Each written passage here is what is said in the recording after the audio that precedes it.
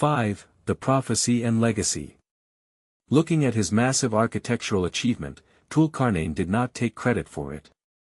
Instead, he attributed the success entirely to God, stating, "This is a mercy from my Lord. But when the promise of my Lord comes, he will make it level with the ground. And the promise of my Lord is ever true." The story concludes with this prophecy: the barrier will hold Gog and Magog back until the end of times. Near the day of judgment, by God's decree, the wall will crumble, and Gog and Magog will swarm across the earth before the final hour. Key lessons from the story. True leadership. Dhul-Qarnayn used his absolute political and military power not to oppress people, but to protect the weak and establish justice. Humility. Despite his immense wealth and engineering skills, he never became arrogant, always remembering that his power was a gift and a test from God.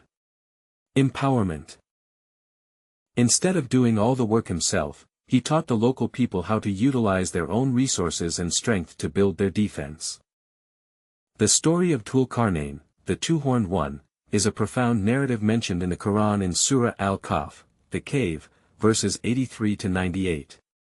He was a powerful, righteous king who traveled across the earth, establishing justice and protecting the weak using the immense power and resources God granted him. Here is his complete story. 1. The journey to the west. Dhul-Qarnayn began his travels by heading toward the furthest point of the west. He reached a place where the sun appeared to be setting in a murky, muddy spring, often understood as a vast, dark body of water or an ocean horizon. There, he encountered a local population. God gave him a choice: either punish them for their wrongdoing or treat them with kindness. Dhul-Qarnayn, acting as a just ruler, established his law. He would punish those who chose oppression and disbelief.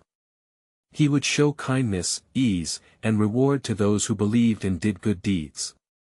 2. The journey to the east. After establishing justice in the west, he turned his army toward the furthest point of the east. He marched until he reached the place where the sun rises. There, he found a people who lived in such a primitive state or open landscape that they had no shelter or clothing to shield themselves from the heat of the sun. Dhul-Qarnayn left them to live in peace, leaving their affairs to God, as he knew everything about their situation. 3. The journey to the mountains, Gog and Magog. Dhul-Qarnayn then took a third path, which led him to a region situated between two massive mountain barriers. In this valley, he found a people who spoke a language so unique that it was barely understood by outsiders. Through translators, the people pleaded with Dhul-Qarnayn for help. They complained about two savage, destructive tribes known as Gog and Magog, Ya'juj and Ma'juj, who constantly raided their lands, spread corruption, and destroyed their livelihoods. The desperate people offered to pay Dhul-Qarnayn a tribute, money or taxes, if he would build a barrier to keep Gog and Magog away. 4. Building the Iron Wall. Dhul-Qarnayn, showing the humility of a righteous believer, refused their wealth, saying, "That which my Lord has established me in is better than your tribute." Instead of taking their money, he asked for their physical labor and raw materials. He instructed them to bring huge blocks of iron. He piled the iron blocks until they completely filled the gap between the two cliffs, reaching the very tops of the mountains. Then, he told the people to stoke massive fires and blow with bellows until the iron was glowing red hot. Finally, he poured molten copper over the hot iron, fusing it together into an incredibly dense, impenetrable wall. The wall was so massive, smooth, and strong that Gog and Magog could neither scale over it nor dig through it.